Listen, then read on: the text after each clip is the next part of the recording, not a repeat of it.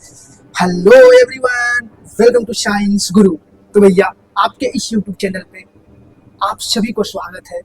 Science गुरु bye ER प्रगति।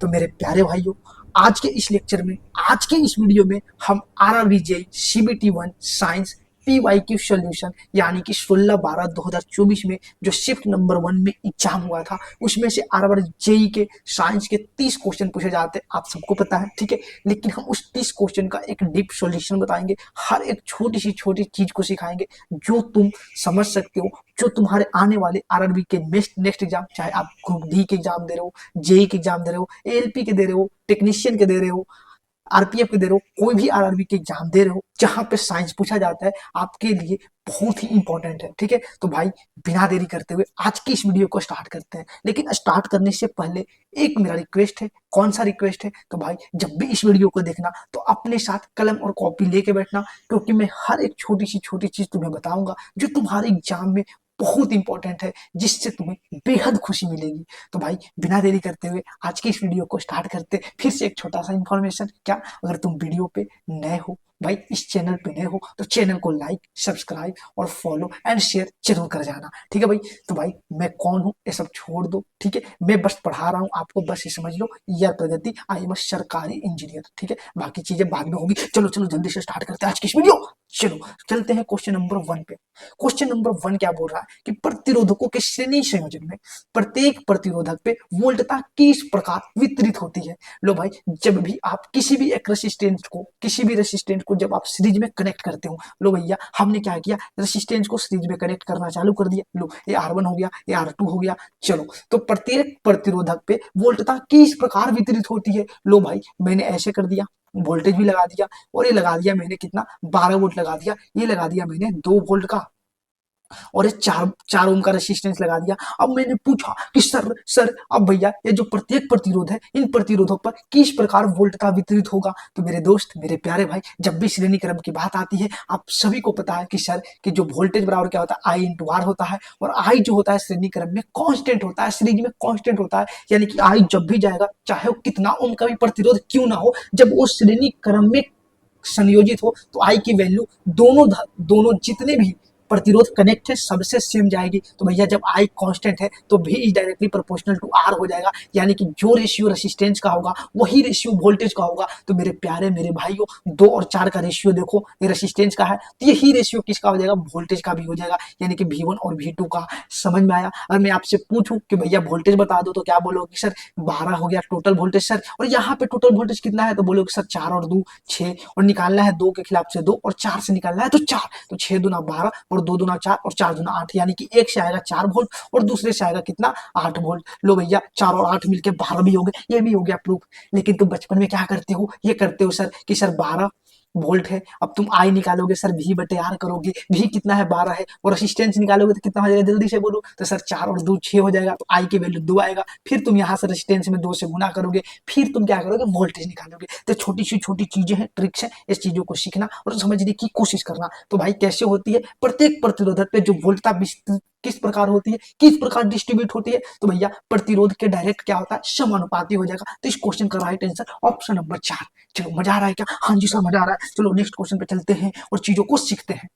Question number 2, भाई, विद्युत परिपथ से जुड़े चुंबकीय क्षेत्र में परिवर्तन होने पर एक विद्युत वाहक बल प्रेरित होता है, या किसके द्वारा कहा गया। मेरे भाई जल्दी से बोलो कि सर, जब भी एक इलेक्ट्रिकल सर्किट को, जब एक हम क्या करते हैं, मैग्नेटिक फील्ड में जब भी चेंजेस होता है, तो भैया एक ईएमएफ होता है, एक ईएमएफ जनरेट होता है। ये किसके द्वारा पढ़ा था, तो भाई आपने पढ़ा होगा फैराडे का इलेक्ट्रोमैग्नेटिक इंडक्शन लॉ। उन्होंने क्या बोला था कि जब भी एक मैग्नेट को, विद्युत, जब भी एक करंट करेंट कंडक्टर को मैग्नेटिक फील्ड में रखता है, तो भैया वहां पे देखते हैं कि ये क्या होता है, जल्दी से बोलो। एक ईएमएफ जनरेट होता है। वो किन्होंने कहा था भैया, ईएमएफ के बारे में किन्होंने बोला था, तो फैराडे साहब ने बोला था। और भैया, इन्होंने ये भी बताया था कि भैया, पहाड़ का तो डिफिनेशन ये बता दिया। दूसरा उन्होंने क्या बताया कि जो ईएमएफ होता है ना, वो बताता है भैया कितना ईएमएफ रिड्यूस होगा, तो बताता है AN/dφ/dt, ठीक है। यानी कि चुंबकीय फ्लक्स की परिवर्तन की दर कितना, जितना फास्ट होगा उतना ज्यादा ईएमएफ होगा। उन्होंने इस परिभाषा से क्या बताया, मैग्नीट्यूड बताया। तो भैया, इस क्वेश्चन का राइट आंसर क्या हो जाएगा, ऑप्शन नंबर 2। ओम का नियम सबको पता है, न्यूटन का नियम सबको पता है, गुरुत्वाकर्षण का नियम सबको पता है। तो भैया, विद्युत परिपथ से जुड़े चुंबकीय क्षेत्र में होने वाले परिवर्तन पे एक ईएमएफ इंड्यूस्ड होता है, तो किन्होंने कहा था, तो जल्दी से बोलो। तो सर फैराडे साहब ने कहा था। चलो मजा आ रहा है। चलो क्वेश्चन नंबर चलते हैं 3 पे।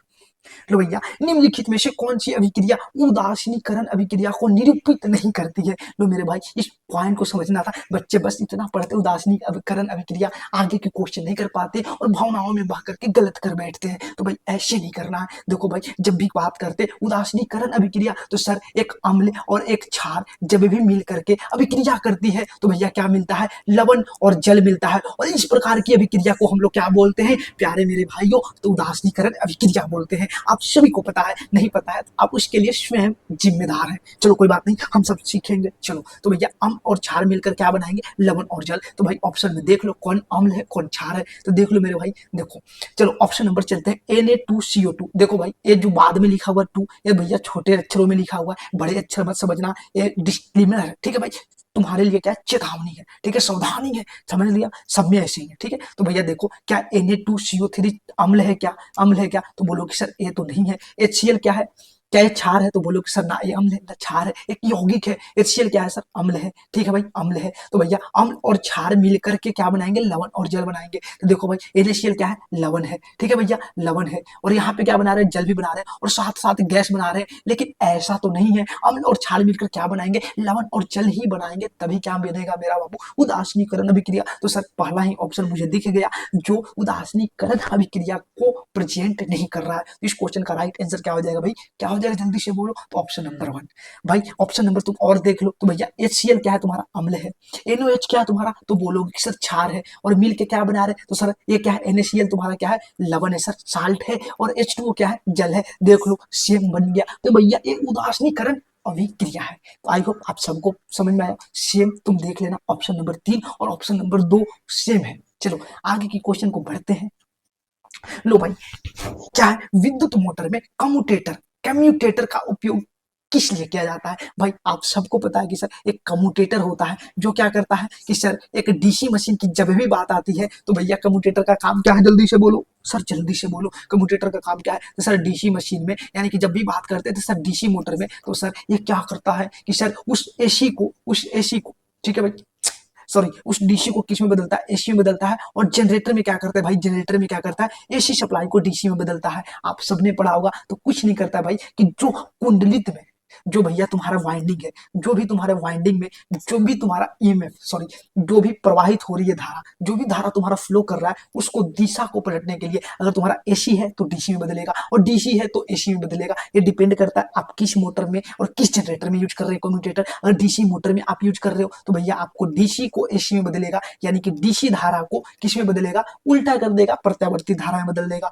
अब डीसी जनरेटर में हो तो एसी को किस में बदल देता है? डीसी में बदल देता है। आप सबने पढ़ा होगा। तो भाई इसका राइट आंसर क्या हो जाएगा? कुंडली से प्रवाहित होने वाली धारा को दिशा उलटने के लिए। समझ में आ गया? कम्यूटेटर का यही काम है। आप सबको मजा आ रहा होगा। चलो क्वेश्चन नंबर 5। हाँ भाई, हाइड्रा के किसके लिए पुनर्योजी कोशिकाओं का उपयोग करता है? तो भैया ये क्वेश्चन, तुम्हारे सारे के सारे क्वेश्चन, एक चीज बता रहा हूँ, एक चीज सुन लेना, जितने भी सारे क्वेश्चन पूछे जा रहे हैं ना, ये प्योर एनसीईआरटी बेस्ड है। क्या है? एनसीईआरटी बेस्ड है भाई। एनसीईआरटी से उठाता है एग्जामिनर और सीधे चिपका देता है, ठीक है भाई? अब आप सबको पता होगा सर, हाइड्रा में जब भी भाई क्या होता है, जनन होता है, तो किस विधि द्वारा होता है? आप सबको पता है सर कि हाइड्रा में जब भी प्रजनन होता है तो भैया कौन सी विधि द्वारा होता है? तो मुकुलन विधि द्वारा होता है सर। उसमें क्या होता है, एक हाइड्रा क्या होता है, एक मुकुल के रूप में क्या करता है? जन्म लेता है, कोशिका विभाजन होता है, एक छोटा सा मुकुल होता है और वो मुकुल क्या करता है? पूरा कोशिका विभाजन होते के साथ एक अलग हाइड्रा बनाता है। ये भैया कहाँ लिखी हुई है? तो क्लास 9 की एनसीईआरटी, क्या सॉरी, क्लास 10 की एनसीईआरटी के बुक में सेम क्वेश्चन है, सेम टॉपिक है, उठा के डाल दिया है। तो भाई आपको अगर इतना पता है हाइड्रा में कौन सा विभाजन होता है, कौन सा पुनर्जन, सॉरी, कौन सा प्रजनन होता है, तो बोलो कि सर मुकुलन। और मुकुलन को देख लो, तो सर हाइड्रा में क्या होता है? मुकुलन द्वारा प्रजनन के लिए पुनर्योजी कोशिकाओं का उपयोग करता है। यही राइट आंसर होगा, ठीक है भाई?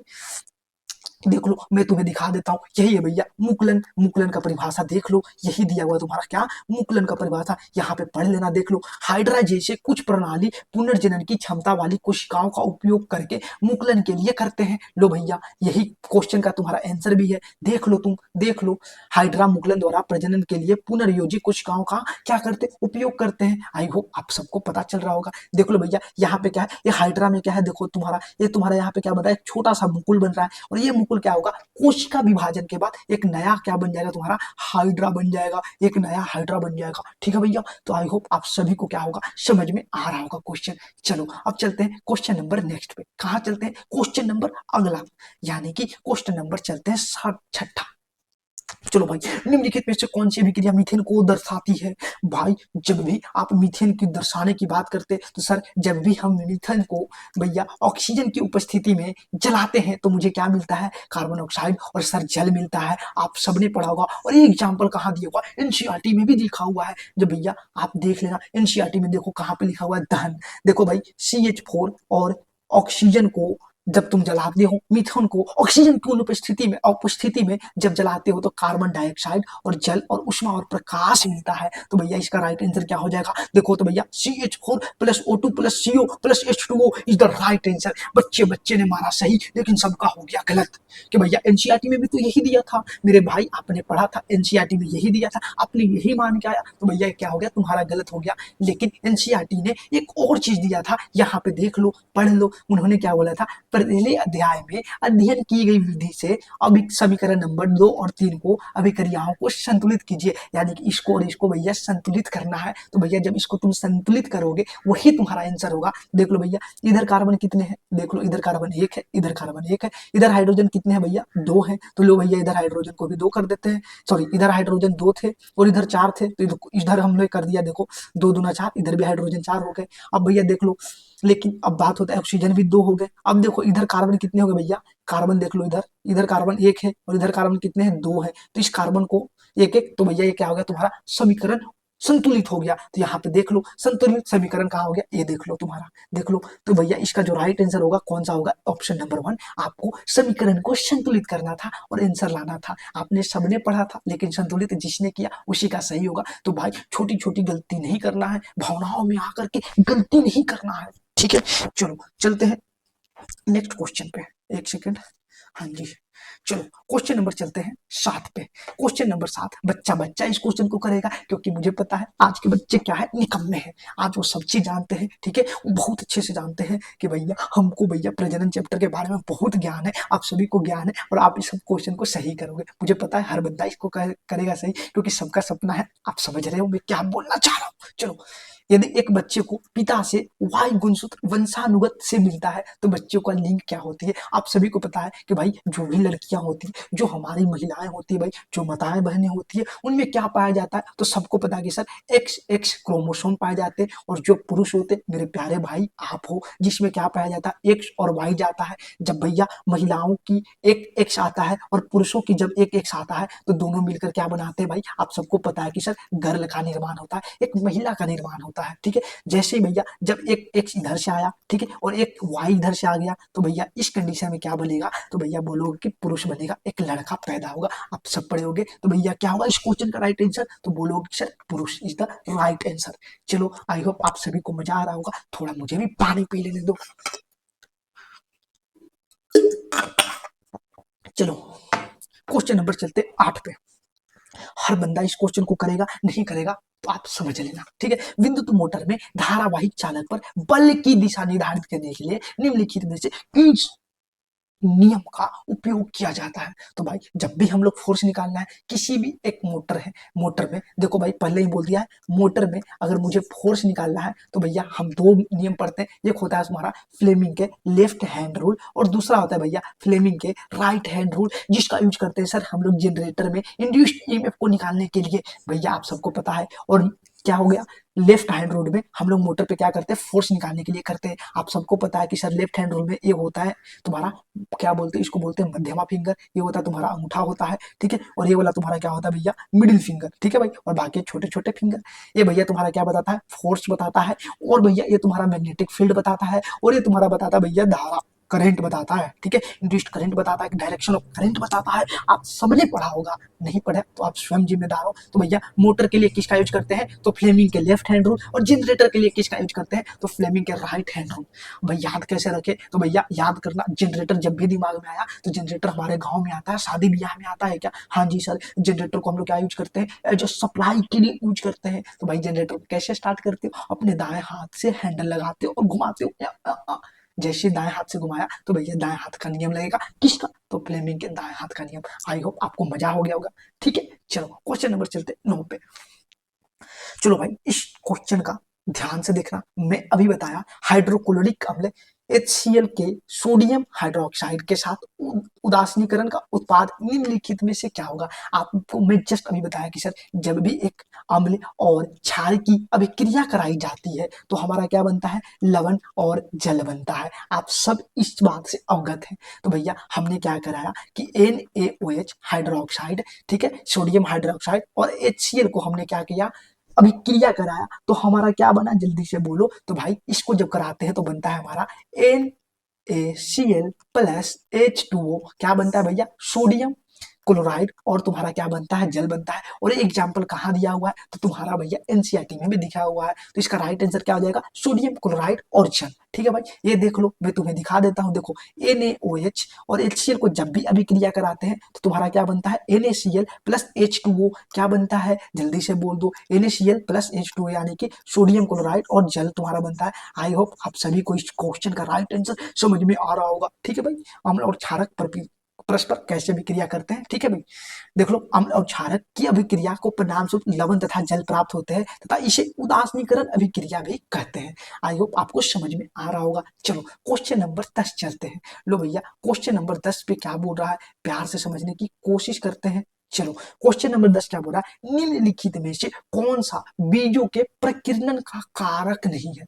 लो भाई देखो, बीजों का प्रकीर्णन का मतलब स्कैटरिंग ऑफ सीड्स। तुम बीज को तुम जब फैलाओगे, ठीक है भाई, बीज कैसे फैल सकता है। अब तुमसे देख लो भाई, एक फल है, एक पौधा है, क्या है, एक पौधा है, पौधे में भैया बीज है। अब इस बीज को तुम भैया क्या कर सकते हो, प्रकीर्णन कैसे कर सकते हो, तो भाई ये हो सकता है हवा के द्वारा भी हो सकता है, ठीक है, जानवर के द्वारा भी हो सकता है। जानवर उठाया खाया उस फल को, बीज कहीं जाके गिर गया, वहां पे भी एक नए पौधों की उत्पत्ति हो गई। ठीक है भाई, जल के द्वारा भी हो सकता है, आपने खा के फेंक दिया जल में तो जल के द्वारा वो कहीं भी चल गया और जाकर कहीं नहर के किनारे जहां पे जल है, जहां पे जाके क्या हुआ, कहीं एक जगह रुक गया, मिट्टी में रुक गया, फिर भी तुम्हारा वहां पे भी क्या होगा, एक पौधों के निर्माण होगा। लेकिन एक सूर्य प्रकाश से भैया हम क्या करते हैं, किसी भी पौधों को भैया क्या करते हैं, उस बीज को अंकुरित करने के लिए और विकास करने के लिए क्या करते हैं, हम लोग सूर्य प्रकाश का यूज करते हैं। तो भाई निम्नलिखित में से कौन से बीजों का प्रकीर्णन यानी कि स्कैटरिंग ऑफ सीड्स यानी कि बीज को हम लोग फैलाने का कौन सा कारक नहीं है, तो इसका राइट आंसर क्या हो जाएगा, सूर्य का प्रकाश। आप सभी को आंसर समझ में आ रहा होगा। चलो ये या सोडियम हाइड्रोक्साइड किस प्रक्रिया द्वारा तैयार किया जाता है। लो भैया सोडियम हाइड्रोक्साइड, जब भी भाई सोडियम हाइड्रोक्साइड को हम तैयार करते हैं यानी कि NaOH को भैया तैयार करते हैं, तो उसमें हम लोग क्या करते हैं, आपको पता होगा एनसीईआरटी में लिखा हुआ है, कुछ अभिक्रिया को हम लोग क्या बोलते हैं, क्लोरो क्षार प्रक्रिया बोलते हैं। क्या बोलते हैं, क्लोरो क्षार प्रक्रिया बोलते हैं। आपको दिखा देते हैं एनसीईआरटी का, देखो साधारण नमक रसायन कच्चा पदार्थ, थोड़ा सा जूम कर देते हैं ताकि आपको और अच्छे से दिखे। देख लो सोडियम हाइड्रोक्साइड क्या कर रहा है, सोडियम क्लोराइड के जलीय विलयन को विद्युत प्रवाही करने पर यह वियोजित होकर सोडियम हाइड्रोक्साइड उत्पन्न करता है और इस प्रक्रिया को क्लोरो क्षार कहते हैं। क्यों बोलते हैं क्लोरो क्षार, क्योंकि भैया इसमें जो निर्मित उत्पाद है क्लोरीन छाया क्लोर और सोडियम हाइड्रोक्साइड क्षार, इसलिए इस पदार्थ को क्या बोलते हैं, इस प्रक्रिया को क्या बोलते हैं, क्लोरो क्षार प्रक्रिया करते हैं। तो देखो भैया इसमें क्या करते हैं, NaCl को जल के साथ अपघटन, जल के साथ अभिक्रिया कराने पर क्या बनता है, सोडियम हाइड्रोक्साइड और क्लोरीन गैस मिलती है, साथ ही साथ हाइड्रोजन गैस। तो भैया तुम्हें क्या मिला, क्लोरीन गैस उत्पाद में मिला। क्लोरीन गैस की वजह से आ गया तुम्हारा क्या आया, क्लोरो और प्लस हाइड्रोक्साइड तो है ही तुम्हारा, तो इससे आ गया क्षार, तो बन गया क्या, इस प्रक्रिया का नाम हो गया क्लोरो क्षार, जो भैया एनसीईआरटी में पूरे अच्छे तरीके से लिखी हुई है। अब भाई इसमें देखो क्या हो गया, एनोड होता है, कैथोड होता है, एनोड पे तुम्हारा क्या होता है, क्लोरीन, और कैथोड पे क्या होता है तुम्हारा हाइड्रोजन गैस निकलता है। और इस गैस का काम क्या करते हैं, ईंधन, मार्ग, ऋण, खाद के लिए, अमोनिया के लिए। ठीक है, ठीक है। अब यहाँ से नमक का घोल है भैया NaOH के साथ, ठीक है, तो धातुओं को ग्रीज हटाने के लिए, साबुन तथा अपमर्जक में, कागज बनाने के लिए, कृत्रिम फाइबर, ये सब सारे चीजों का उपयोग है। साथ ही साथ और देखो क्या बन रहा था, देखो हाइड्रोजन गैस और क्लोरीन गैस का उपयोग क्या कहाँ पे होता है, तो जल की स्वच्छता, स्विमिंग पूल में, PVC रोगाणुनाशक, CFC कीटनाशक, ये सारे जगह में यूज किया जाता है। तो सब छोटी छोटी चीज है, इन छोटी छोटी चीजों को पढ़ लेना, समझ लेना, ठीक है, हर एक क्वेश्चन आसान लगने लगेगा। चलो अब बढ़ते हैं भैया, हम कहाँ बढ़ेंगे, अगले क्वेश्चन पे, क्वेश्चन नंबर 12। लो भाई, प्रबल अम्लीय विलयन की पीएच प्रास क्या होती है? देखो भाई, हमारे पास प्रबल अम्लीय विलयन, यानी कि प्रबल अम्लीय विलयन किसको बोलेंगे कि भैया एक होता है प्रबल अम्लीय विलयन और भैया एक होता है दुर्बल। लो भैया दुर्बल। प्रबल का मतलब क्या होता है कि सर जो बहुत स्ट्रॉन्ग एसिड है, स्ट्रॉन्ग एसिड क्या भैया, स्ट्रॉन्ग एसिड। और दुर्बल के मतलब बोलोगे सर वीक एसिड है, वीक एसिड है यानी कि कमजोर अम्ल है। तो भाई स्ट्रॉन्ग एसिड उसको बोलते हैं कि जिसका भैया H प्लस आयन बहुत ज्यादा होता है, जल में घुलकर H प्लस आयन बहुत ज्यादा देते हैं उसको बोलते हैं प्रबल अम्लीय। और भैया H प्लस आयन जो कम देते हैं उसको क्या बोलते हैं, दुर्बल अम्लीय। तो भाई आपने पढ़ा होगा कि सर एक होता है पीएच स्केल होता है सर जिसपे 7 होता है और एक 0 होता है और यहाँ से क्या होता है 14 होता है, इधर की ओर बढ़ गया तो भैया क्षारीय बताता है, ठीक है, क्षारीय की बढ़ती हुई प्रकृति को बताता है। और इधर की ओर बढ़ जाते हैं तो सर अम्लीय को बढ़ती हुई प्रकृति को क्या होता है, अम्लीय की बढ़ती हुई प्रकृति को क्या करता है भैया, बताता है। तो देखो भाई यहाँ 0 है, यहाँ पे 7 है, तो यहाँ से आ जाएगा 1 2 और 3 और 4 और 5 और 6, इधर से ऐसे बढ़ेगा 14 तक। तो भाई अम्लीय के बढ़ते हुए सबसे ज्यादा प्रास किससे होगा, देखो सबसे नजदीक कहाँ है 0 पे, यानी कि 0 से लेकर के 1 1 से 2 3, यानी कि 0 से 3 तक यहाँ के ऑप्शन के अकॉर्डिंग चलोगे 0 से 3 तक जो भी भैया रेंज होगी पीएच की प्रास होगी उसका अम्लीय विलयन क्या होगा, क्या होगा जल्दी से बोलो क्या होगा भैया, क्या होगा, तो सबसे ज्यादा क्या होगा सर स्ट्रॉन्ग होगा यानी कि प्रबल होगा, तो यानी कि 0 से 3 वालों का ज्यादा होगा। अगर यही क्वेश्चन में प्रबल अम्लीय की जगह क्या पूछता प्रबल क्षार, तो भैया क्या हो जाता जल्दी से बोलो, तो सर यहाँ से ऑप्शन से देखते तो 12 से लेकर 14 वाला ऑप्शन सही हो जाता। आई होप आप सभी को मजा आ रहा होगा। जी हाँ जी सर मजा तो आ रहा है। चलो देख लो भाई तुम्हारा एनसीईआरटी में भी लिखा हुआ है, देखो H प्लस आयन की सांद्रता में वृद्धि और H प्लस आयन की सांद्रता में कमी। तो भैया देखो बढ़ती हुई अम्लीय प्रकृति यहाँ हो जाएगा 1, यहाँ 2, यहाँ 3, यहाँ 4, यहाँ 5, यहाँ 6। भाई स्केल से नहीं बना रहा, जहां था हो गया गुस्सा मत होना। चलो ये हो गया तुम्हारा 8 9 10 11 12 13 14। तो भाई 12 से 14 वाला बहुत ज्यादा प्रबल हो जाएगा क्षार, और 1 से लेकर के 0 से लेकर के 3 वाला क्या हो जाएगा बढ़ती हुई ज्यादा यानी कि प्रबल अम्ल। समझ में आ गया जी सर। चलो क्वेश्चन नंबर चलते हैं 13 पे, मानव में बच्चे का लिंग किससे निर्धारित होता है, भाई बच्चे का लिंग भाई किससे निर्धारित होता है, तो भाई आप सबको पता है कि सर जेनेटिक्स यानी कि जो अनुवांशिक संरचना है उसके अनुसार हम लोग क्या करते हैं मानव में क्या करते हैं भाई लिंग को क्या होता है बच्चे का लिंग का निर्धारित होता है। चलो क्वेश्चन नंबर चलते हैं 14 पे, निम्नलिखित में से कौन सा एक प्राकृतिक पारिस्थितिक तंत्र है, भाई एक प्राकृतिक पारिस्थितिक तंत्र यानी कि भैया जो नेचर के द्वारा बनाया गया है एक ऐसा इन्वायरमेंट सिस्टम जिसने नेचर को बनाया है। तो भाई क्या एक फसल का खेत नेचर बनाता है, तो बोलोगे सर ये तो भैया एक ह्यूमन बनाता है, ह्यूमन बनाता है यानी कि कौन, हम जैसे आप मिलके इंसान फसल की रोपाई करते हैं बुआई करते हैं जिसकी वजह से एक कृत्रिम पारिस्थितिक तंत्र का उदाहरण है। चलो एक्वेरियम यानी कि मछली का घर, ठीक है भाई, इससे बहुत प्यारा एक क्वेश्चन पूछा है मैं आपको दिखाऊंगा एनसीईआरटी के कहां से किताब से पूछे 2024 में आरआरबी जेई में पूछे, इससे क्वेश्चन मैं अभी दिखाऊंगा जब आगे आने वाले सेट कराऊंगा तब, ठीक है। अब भाई बाग की बात करते हैं तो भाई हम भी बाग लगा देंगे अपने घर के आगे, बाग लगाएंगे कुछ फूल पौधे लगा देंगे एक बाग बना देंगे उसमें हम बैठ के बात करेंगे गप्पे सप्पे करेंगे, तो वो भी क्या हो गया कृत्रिम हो गया। और भैया एक वन जो होता है जंगल होता है वो प्राकृतिक पारिस्थितिक तंत्र का क्या है भैया उदाहरण है। आई होप आप सभी को इस क्वेश्चन का आंसर समझ में आया होगा। चलो क्वेश्चन नंबर चलते हैं 15, क्या है 15, क्या बोलता है 15, धारावाही एक लंबे सीधे प्रणालिका के अंदर चुंबकीय क्षेत्र क्या होता है। देखो भाई जब भी बात करते हैं एक सोलेनोइड, सोलेनोइड क्या होता है सर आपने सबने पढ़ा होगी सर, इस पे जब आप कुंडलित कर देते हैं ठीक है एक आयरन का कोर लेते हैं और उस पर जब हम कुंडली लगा देते हैं तो भैया क्या होता है एक सर सोलेनोइड का निर्माण होता है, एक परिनालिका का निर्माण होता है। जैसे सर इस कुंडली में हम करंट की धारा को देते हैं तो भैया इससे एक मैग्नेटिक फील्ड ऐसे निकल के जाती है, ऐसे निकल के जाती है, ये डिपेंड करता है डायरेक्शन ऑफ करंट आपने कैसे दिया है। समझ में आ गया, हाँ जी सर समझ में आ रहा है, बोलो जल्दी से बता दो।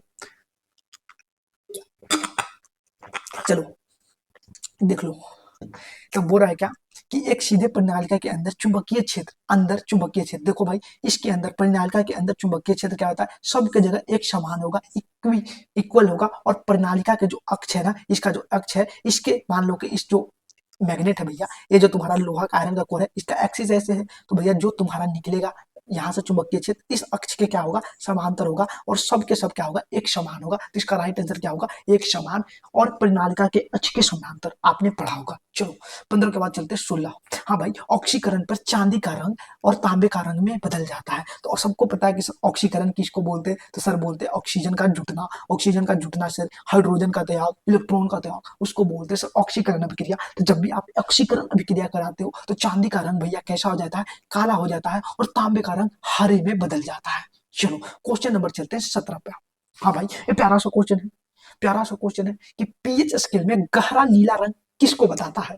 लो भाई अब ये क्या पूछ दिया सर, गहरा नीला रंग। तो देखो भाई मैं एनसीईआरटी में कैसे क्वेश्चन को दिया हुआ है, कैसे उस चीज को उठाया एग्जामिनर ने, और इससे बहुत सारे क्वेश्चन बन सकते हैं, तो ध्यान से समझना, और हर एक चीज को मैं तुम्हें लिखा देता हूँ। ये देखो तुम्हारा पीएच स्केल है, देख लो भाई ध्यान से देखना, रंग के साथ लिखा हुआ है, देख लो मैं तुम्हें बता रहा हूँ। ये देखो यहाँ पे ये जो 7 नंबर वाला है शुद्ध जल, यानी कि इसको बोलते हैं उदासीन, और इसका जो कलर होता है वो ग्रीन होता है, क्या होता है, हरा, यानी कि शुद्ध जल का क्या होता है, हरा, और इसका उदासीन मान क्या होता है, 7 होता है, हरा, और किसका बताता है, उदासीन। अगर आपसे पूछ देगा कि पीएच स्केल पे उदासीन विलयन का जो तुम्हारा रंग क्या है, क्या बताता है, तो बोलोगे कि हरा रंग, या हरा रंग किसको बताता है, तो बोलोगे उदासीन को। अब भाई जैसे ही हम लोग 8 से 11 की ओर बढ़ते हैं, कहां तक, 8 से 11 तक बढ़ते हैं, तो भैया ये बताता है ब्लू रंग का, कैसा, ब्लू रंग का, यानी कि नीला रंग का बताता है, और इसको हम लोग बोलते हैं सर दुर्बल, दुर्बल छार, क्या बोलते हैं, दुर्बल छार। इसी तरीके से 11 से जब आप 14 पे जाते हो तो इसको इंग्लिश में बोलते हैं वायलेट, वायलेट, या इसी को बोलते हैं इंडिगो कलर, या इसी को हिंदी में बोल देता है दुनिया क्या, गहरा नीला, गहरा नीला, यानी कि गहरा नीला वायलेट कलर। ये बताएगा क्या, बोले थे ना भाई जितना ज्यादा दूर जाएगा उतना प्रबल छार होगा, बोलो तो भैया तुम्हें क्या बताएगा, प्रबल छार बताएगा। सेम ऐसे ही जाओगे इधर, यानी कि 0 से लेकर के 3, 0 से लेकर के 3 तक जाओगे तो भैया पूरे के पूरे क्या है, रेड कलर, रेड कलर क्या बताएगा, देखो भाई ये इधर बताता है क्या, तुम्हारा अम्ल की बढ़ती हुई प्रकृति, यानी कि प्रबल अम्ल क्या होता है भाई, तो रेड तुम्हारा क्या बताता है, प्रबल अम्ल। और कहां से कहां तक, 0 से लेकर के 3 तक। अब बात करते हैं 3 से लेकर के 6 तक, तो भैया एक कैसा बताता है, तो भैया कहीं कहीं इसको ऑरेंज भी लिखा जाता है, और कहीं कहीं इसको येलो भी लिखा जाता है, ठीक है, येलो भी दिखाता है, तो इसको हम लोग बोलते हैं सर दुर्बल अम्ल। तो भाई ये क्वेश्चन को तैयार करना, दुर्बल अम्ल कहां से, 3 से लेकर के 6 तक, सबको मैंने स्केल से दिखा दिया है। तो भाई इस क्वेश्चन को जरूर तैयार करना, बहुत इंपॉर्टेंट क्वेश्चन है, क्योंकि भाई आपसे एक क्वेश्चन पूछ दिया है कि पीएच स्केल में गहरा नीला रंग किसको बताता है, तो सर गहरा नीला रंग यानी कि वायलेट इनको कलर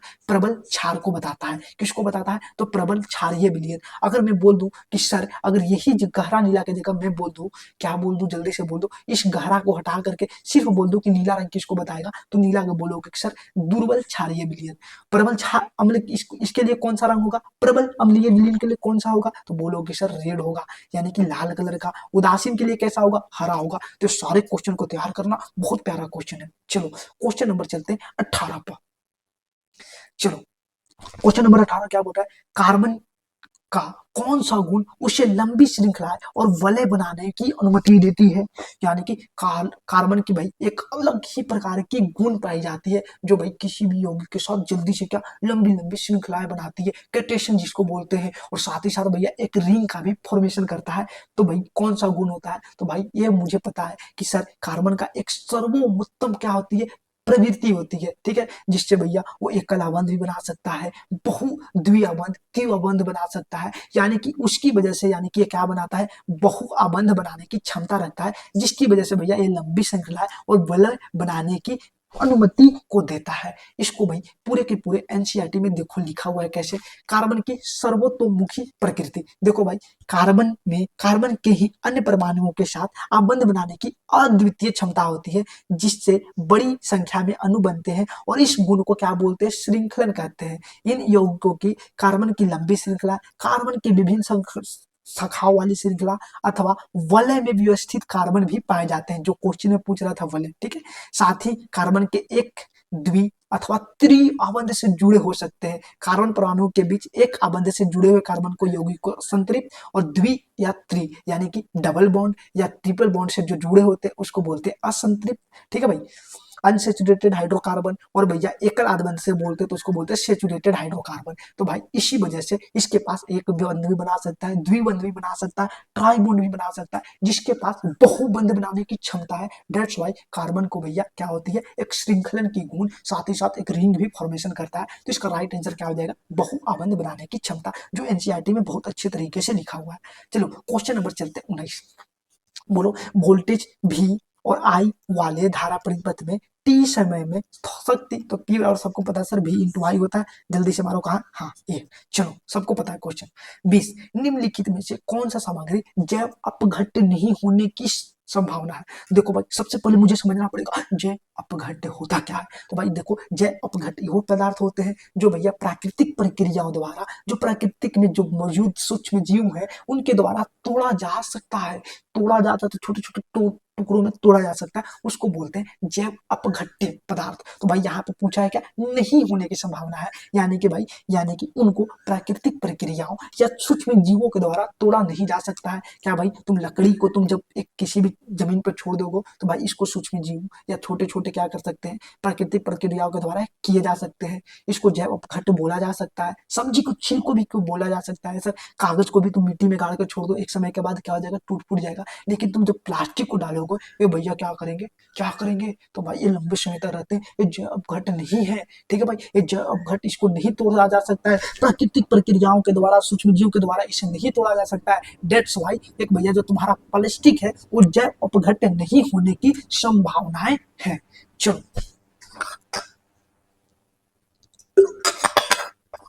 क्वेश्चन नंबर 21 बोल रहा है क्या, एक समांतर परिपथ में प्रत्येक प्रतिरोध पर वोल्टता बैटरी द्वारा आपूर्ति की गई कुल वोल्टता की तुलना में कैसे होता है। भाई बच्चा को पता है कि सर समांतर क्रम में आप कुछ भी लगा दो सारे के खिलाफ, अगर इसने वोल्टेज दे दिया है तुमने 5 वोल्ट, तो यहाँ भी 5 होगा, यहाँ भी 5 होगा, यहाँ भी 5 होगा, यानी कि सब प्रतिरोध के लिए जो वोल्टेज होता है क्या होता है भैया, आपूर्ति की गई कुल वोल्टेज की तुलना कैसे की जाती है। अगर यहाँ पे 5 वोल्ट का टोटल सप्लाई लगाए हो तो सारे के सारे प्रतिरोध में समान वोल्टेज होते हैं, यानी कि प्रत्येक प्रतिरोध के लिए क्या है, समान वोल्टेज होते हैं। बच्चा को पता है, पूरे समाज को पता है। ठीक है, क्वेश्चन नंबर 22 विद्युत धारा आई शक्ति पी और वोल्टेज के बी में, बच्चा को पता है कि सर पी बराबर वी इंटू आई होता है, और आई पूछा है तो भैया बोलोगे कि पी भागा भी, लो ऑप्शन नंबर आई बराबर पी भागा बी, यानी कि ऑप्शन नंबर क्या हो गया, देख लो, अरे भाई देख लो पी बराबर क्या होगा, वी इंटू आई, आई पूछा ना तो पी बटे वी बराबर तो आई ही लिखोगे, तो पी भागा बी ऑप्शन नंबर 4। चलो 22 के बाद चलते 23 पे, प्लास्टिक अपशिष्ट को कम करने का कौन सा तरीका प्रभावी है। लो भाई प्लास्टिक की जितने भी जो कचरे हैं उसको तुम कैसे कम कर सकते हो, थोड़ा सा अपना बुद्धि लगा लो और क्वेश्चन को सही कर ले जाओ। तो देखो भाई डिस्पोजल प्लास्टिक बैग का उपयोग करना, लो भाई एक बार यूज किया फेंक दिया, ऐसा कुछ नहीं कर सकते तुम, इससे तुम और प्लास्टिक के कचड़ों को तुम क्या करोगे और बढ़ावा दोगे। ठीक है, हमको कम करना है। प्लास्टिक अपशिष्ट को जलाना, अगर तुम इसको जला रहे हो भाई तो क्या होगा, प्रदूषण का पोल्यूशन होगा, तुम एक तरह से तुम क्या पूरे पोल्यूशन पे यानी कि पूरे इन्वायरमेंट पे तुम गंदगी फैला रहे हो, चलो ये भी नहीं होगा। प्लास्टिक अपशिष्ट को लैंडफिल में डालना, ऐसा भी नहीं भाई, तुम जहां तहां डाल दोगे तो भैया वहां का जो मृदा है जो लैंड है वहां पे भी असंतुलित हो जाएगी, जिसकी वजह से भाई क्या होगा, मृदा में पोल्यूशन होगा। ठीक है, प्लास्टिक सामग्री का पुनर्चक्रण और पुनः उपयोग करना। ठीक है, प्लास्टिक सामग्री का पुनः चक्रण और पुनः उसको भाई क्या करो, रिसाइकिल करो और फिर से उसको दोबारा क्या करो, उपयोग करो, ताकि एक प्लास्टिक की सामग्री को हम बार बार पुनः चक्रण करके बार बार उपयोग करें, जिसकी वजह से प्लास्टिक की जो अपशिष्ट होगी उसको हम क्या कर सकते हैं, कम कर सकते हैं। तो इसको राइट आंसर क्या हो जाए, ऑप्शन नंबर 4। ठीक है, एक सेकंड थोड़ा सा रुक जाना, एक कॉल आ रहा है। ठीक है, थोड़ा सा रुक जाना। हेलो, हाँ थोड़ा सा कॉल कॉल करते हैं थोड़ा देर में। ठीक, चलो भाई सॉरी। ठीक है, थोड़ा सा, चलो हाँ, चलो सब हो गया सही, ओके ओके। हाँ, क्वेश्चन नंबर 24 निम्नलिखित में से कौन सी पौधों में प्रजनन की एक विधि है जिसमें केवल एक ही जनक शामिल होता है। बच्चा को पता है कि सर एक अलैंगिक प्रजनन होता है और भैया क्या होता है, एक होता है तुम्हारा लैंगिक प्रजनन, और अलैंगिक प्रजनन में सिर्फ एक ही जनक होता है, और जहाँ पे 2 जनक होते हैं यानी कि माताएं और बहनें। ठीक है, ठीक है भाई, माताएं पुरुष जहाँ पे 2 जनक होते हैं, जैसे हम भैया मनुष्य समाज की बात करें, जानवरों की समाज की बात करें, वहां पे क्या होती है भाई, लैंगिक जनन होती है, और अलैंगिक जनन में सिर्फ एक ही जनक होता है, तो इसका राइट आंसर क्या हो जाएगा, अलैंगिक प्रजनन।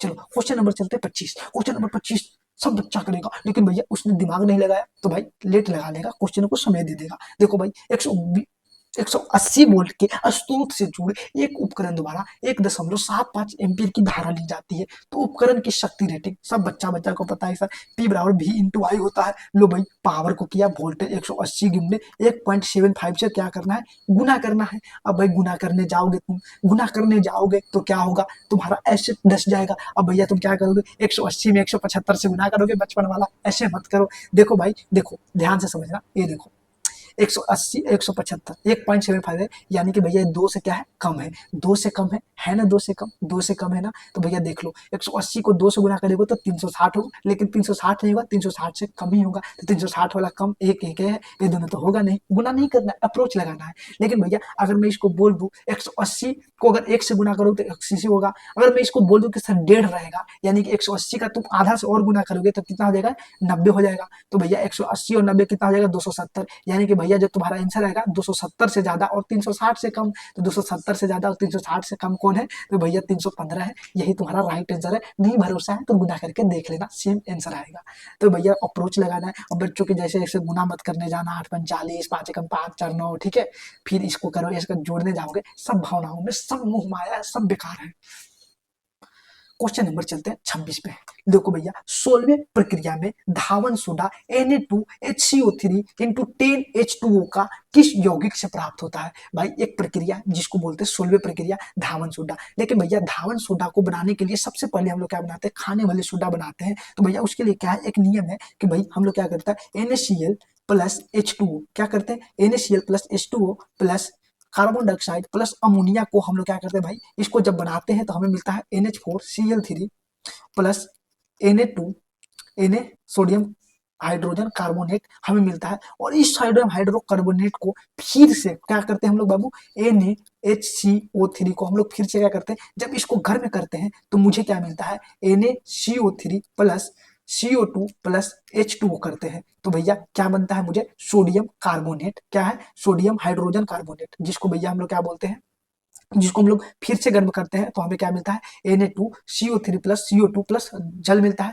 और इस Na2CO3 को क्या, Na2 मिलता है, ठीक है, Na2CO3, इस Na2CO3 यानी कि सोडियम बाइकार्बोनेट को फिर से हम लोग क्या करते हैं, इसका रवाकरण करते हैं, रवाकरण करते हैं यानी कि क्रिस्टलाइजेशन करते हैं, जिसकी वजह से भैया इसको क्रिस्टलाइजेशन करने से हमें क्या मिलता है, Na2CO3 क्या मिलता है, Na2CO3 इंटू 10H2O क्या मिलता है, क्या मिलता है हमें, क्या मिलता है, धावन सोडा। तो भैया हमें क्या मिलता है, जब हम लोग भैया आगे हम लोग क्या बनाते हैं, बेकिंग सोडा। तो बेकिंग सोडा कैसे बनता है देख लो आगे, बेकिंग सोडा जिसको हम लोग बोलते हैं खाने का सोडा, ठीक है, बेकिंग सोडा खाने का सोडा कैसे बनता है, कि जब हम सोडियम क्लोराइड यानी कि नमक को जल के साथ और कार्बन डाइऑक्साइड और अमोनिया के साथ अभिक्रिया कराते हैं तो मुझे मिलता है अमोनिया क्लोराइड और NaHCO3 यानी कि सोडियम हाइड्रोजन कार्बोनेट, ठीक है। अब इस सोडियम हाइड्रोकार्बोनेट को पुनः हम लोग क्या करते हैं, गर्म करते हैं। गर्म करने के बाद मुझे क्या मिलता है, तो Na2CO3 सोडियम बाइकार्बोनेट मिलता है, और साथ ही साथ हाइड्रोजन, सॉरी साथ ही साथ CO2 और H2O जल मिलता है। और वापस इस सोडियम बाइकार्बोनेट को क्या करते हैं बाबू, पुनः रवाकरण करते हैं, क्रिस्टलाइजेशन करते हैं, जिसके बाद हमें क्या मिलता है भैया, Na2CO3 इंटू 10H2O, जिसको हम लोग बोलते हैं प्यार से सोडियम बाइकार्बोनेट इंटू 10H2O यानी कि डेकाहाइड्रेट भी बोलते हैं, ठीक है, जिसको हम लोग क्या बोलते हैं, Na2HCO3 इंटू 10H2O, जिसको हम लोग क्या बोलते हैं, धावन सोडा बोलते हैं। यानी कि हमें किस यौगिक से प्राप्त हो रहा है ये चीज, तो भैया बोलोगे कि सोडियम बाइकार्बोनेट Na2CO3 से प्राप्त हो रहा है। ये भैया कहाँ पे लिखा हुआ है, तो NCERT में लिखा हुआ है, देख लो भाई। सबसे पहले बेकिंग सोडा को क्या किया, NaCl plus H2O CO2 NH2 NH4 बना, NaHCO3 सोडियम हाइड्रोजन बाइकार्बोनेट बना। फिर भैया इसने क्या किया, इसको गर्म किया तो हमें क्या मिला, सोडियम, क्या किया गया, सोडियम कार्बोनेट बना। अब भैया इस सोडियम कार्बोनेट को देखो यहाँ पे लिखा हुआ है सेम, कि भैया NaCO3 इंटू 10H2O धोवन सोडा का एक अन्य रसायन जिसे सोडियम क्लोराइड से प्राप्त किया जा सकता है। आप ऊपर देख चुके हैं कि बेकिंग सोडा को गर्म करने के लिए सोडियम कार्बोनेट क्या होता है, सोडियम कार्बोनेट प्राप्त किया जाता है।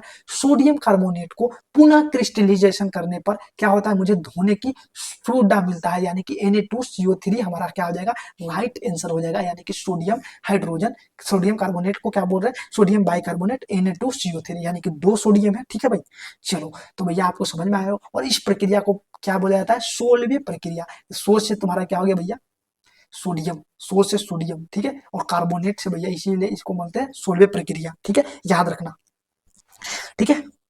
चलो क्वेश्चन नंबर चलते हैं 27।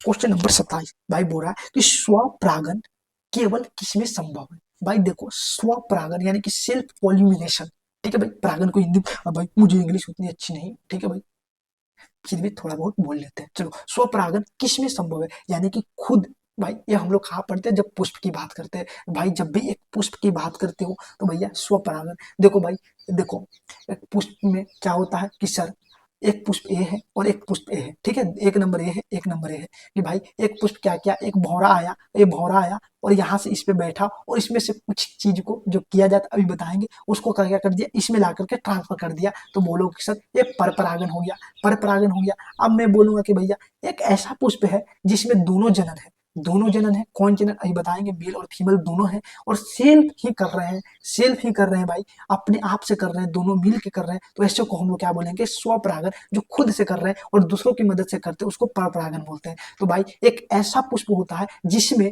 भैया पुंकेसर और स्त्री केसर, भाई आपको पता है कि भैया जो पुंकेसर होता है वो पुरुष वाला पार्ट होता है, और जो स्त्री केसर होता है भैया वो स्त्री केसर होता है, स्त्री वाला होता है। ये दोनों भैया जब आपस में मिल करके जाइगोट बनाते हैं, निषेचन करते हैं, जब एक समय क्या करते हैं भाई, परिपक्व हो जाते हैं, मेच्योर हो जाते हैं, तो भैया क्या होता है, एक ही क्रिया में क्या होती है भाई, एक क्या होता है स्वपरागन होता है, यानी कि सेल्फ पॉलिनेशन होता है, जिसको हम लोग बोलते हैं भैया एक ऐसा पुष्प जिसको बोलते हैं उभयलिंगी पुष्प में ऐसा होता है, ठीक है। देखो एनसीईआरटी में क्या लिखा हुआ है पढ़ लेते हैं। देखो पुष्पी पौधों में लैंगिक प्रजनन, देखो भाई देख लो, अरे यार ये क्या हो गया, ये क्या हो गया, सॉरी सॉरी सॉरी सॉरी, एक सेकंड।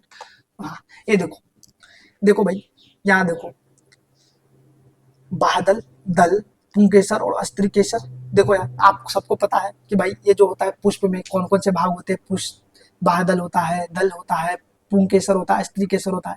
पुंकेसर और स्त्रीकेसर पुष्प के जनन भाग है, सबको पता है। पुंकेसर और स्त्रीकेसर क्या है भैया, पुष्प पुष्प के क्या है, जनन भाग है, जिसमें जनन कोशिकाएं होती है। पंखुड़ी एवं बादल के कार्य क्या क्या होता है, देखो भाई जब पुष्प ए में पुंकेसर अथवा त्रिकेसर में से कोई एक जनांग स्थित होता है तो ऐसे पुष्प को एक लिंगी पुष्प कहते हैं। यानी कि भाई सिर्फ और सिर्फ भैया उसमें क्या है, कोई एक ही है, एक ही जनन अंग शामिल है, या तो स्त्रीकेसर हो या तो पुंकेसर हो, तो उसको हम लोग क्या बोलते हैं भैया, बोलो जल्दी से, उसको हम लोग बोलते हैं एक लिंगी पुष्प। और ऐसे पुष्प जिसमें भैया स्त्रीकेसर और क्या होता है पुंकेसर, दोनों के दोनों भैया क्या है शामिल है, तो ऐसे पुष्प को हम लोग बोलते हैं भैया, क्या बोलते हैं, उभयलिंगी पुष्प। अब भाई हमें क्या कराना है, स्वपरागन कराना है, क्या कराना है, स्वपरागन खुद से करना है, खुद से करना है भाई, एक नए पुष्प की निर्माण करना है, तो भैया एक कहाँ होगा, तो भैया स्वपरागन एक तो बोलो कि सर उभयलिंगी पुष्प में होगा। उभयलिंगी पुष्प जैसे भैया सबसे ज्यादा कहाँ मिलता है, गुड़हल, यानी कि जो बचपन में बोलते हैं ना उड़हल के फूल, ठीक है, गुड़हल के फूल, ठीक है भाई,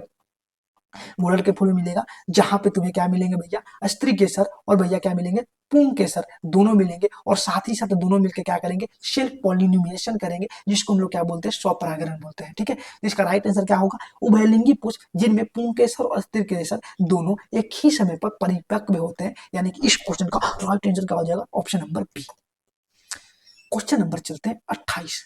घरेलू परिपथ में एक विद्युत फ्यूज का प्राथमिक उद्देश्य क्या है।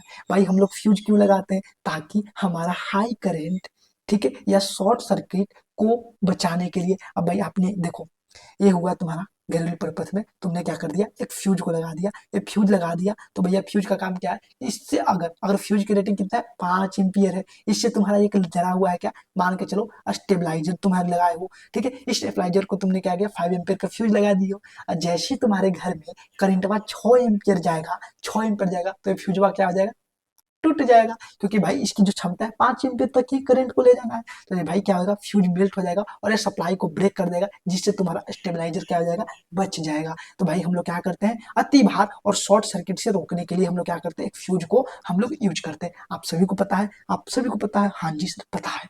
चलो अब भाई सबसे पूछो कि सर एक फ्यूज को हम लोग कहाँ लगाते हैं, तो भैया हमेशा इसको लगाते हैं फेज वायर के, यानी कि फेज, जिसको हिंदी में बोलते हो गर्म वायर, गर्म तार के श्रृंखला में किसके साथ लगाते हो, सीरीज में लगाते हैं, सीरीज में लगाते हैं। फ्यूज का सिंबल क्या है सर, फ्यूज का सिंबल कुछ इस तरीके से है, ठीक है भाई, ठीक है, फ्यूज का सिंबल कुछ इस तरीके से होता है, ठीक है। चलो क्वेश्चन नंबर चलते हैं 29।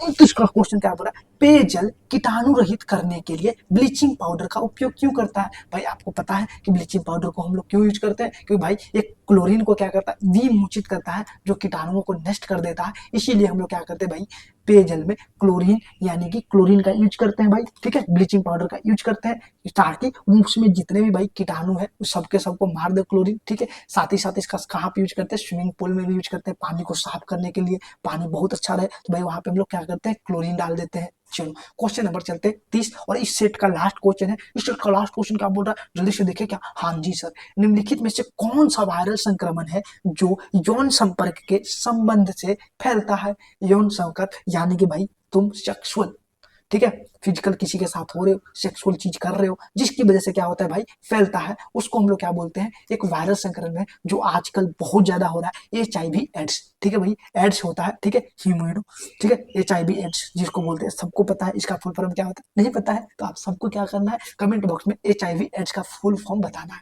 भाई। इस क्वेश्चन का राइट आंसर क्या होगा, ऑप्शन नंबर 4। आई होप आप सभी को मजा आया होगा। तो भाई जल्दी से बताओ, इस क्वेश्चन का सोल्यूशन देखने में मजा आया, क्वेश्चन कैसे कैसे पूछ रहा है, रिले वाले कैसे पूछ रहे हैं, हर एक छोटी सी छोटी क्वेश्चन आपको सीखने की मौका मिल रहा होगा। तो भाई वीडियो अच्छा लगा हो तो भाई अपने दोस्त को शेयर जरूर करना, और साथ ही साथ चैनल पे नए हो तो चैनल को लाइक फॉलो सब्सक्राइब जरूर करना। तब तक के लिए भाई वीडियो में रहने के लिए मेरे तरफ से प्यारा सा क्या रहेगा, आप सभी को थैंक यू, और अपनी तैयारी को स्टार्ट रखें, क्योंकि भाई रेलवे जेई का 2026 वाला नोटिफिकेशन जून जुलाई में आने वाला है। फिर मिलेंगे हम लोग धीरे धीरे, हर एक साइंस की क्वेश्चन को करेंगे। तब तक के लिए नेक्स्ट क्लास में हम मिलेंगे बहुत प्यार के साथ, तब तक के लिए tata bye bye, take care.